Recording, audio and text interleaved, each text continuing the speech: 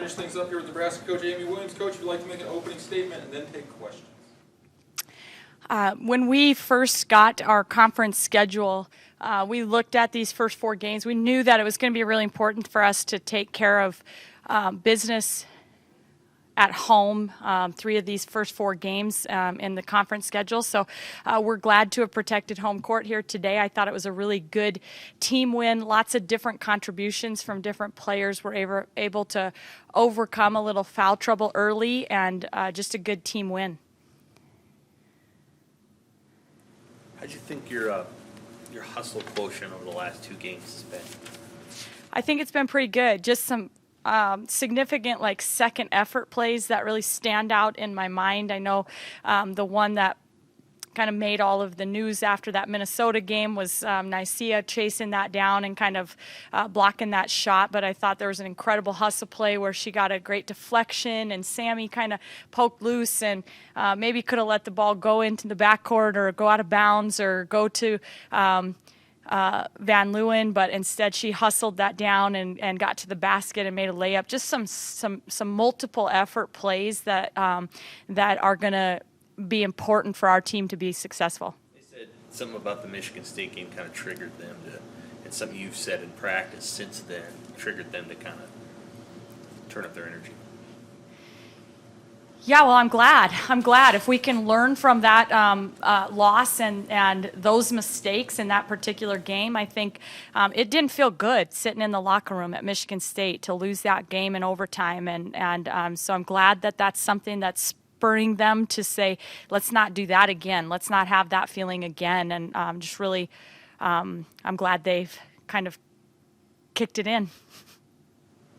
I mean, when Kate and Asher are in foul trouble and you're still able to extend the lead with Kayla and Izzy, what's it like for you to be able to watch that? It's a great luxury. It's really important. I think it's something that that depth is something we've been preparing for and talking about and really wanting to be able to rely on, and it came up big here today because we had to overcome limited minutes. Kate has played a lot of minutes in our last 2 ball games, and then today with foul trouble and some things she wasn't able to do that, and to have other people step up, it's really important for our team and our success moving forward.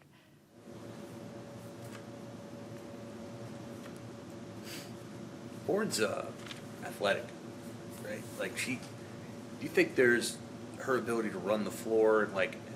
I've asked you this before, that her potential is just getting unlocked because of some of the physical ability she has, the things she can do. She's very physically ready.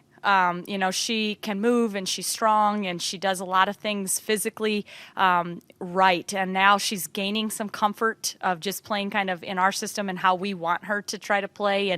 And her teammates are gaining confidence in her. And I think she's definitely athletic, strong, can move, and the other best thing about her is she's a very hard worker that wants to be good, and she's put in a lot of extra time with Coach Love, her position coach, on just trying to get more consistent with her perimeter shooting and do some things there. I think if she continues to stay hungry with that type of work ethic, then the sky's the limit for her. How do you feel like you did on their post players, on Wisconsin's post players? I thought we did pretty good at times, and I look at that and I say that Imani Lewis still had a double-double and was very effective in the ball game. But I thought at times we did pretty good. The biggest thing for us was just we knew we had to rebound if we wanted to win the game, and that proved to be a very important statistic tonight. How challenging is this next week for you now, Will? Yeah, it's going to be a tough road trip, no doubt about it. But I think our young ladies are kind of excited to get on the road together and to try to avenge our last tough road loss, kind of learn from that and figure out that, you can't give up 22 offensive rebounds on the road and win. We can't give up 22 offensive rebounds very many places and win. So, we know that we're going to have to really take care of the basketball on these next 2 trips and really play special, better than we have all year to go steal something on the road. You can change it, but did you find it puzzling that they decided to give you your 2 longest road trips during the first week of school, 3 days apart?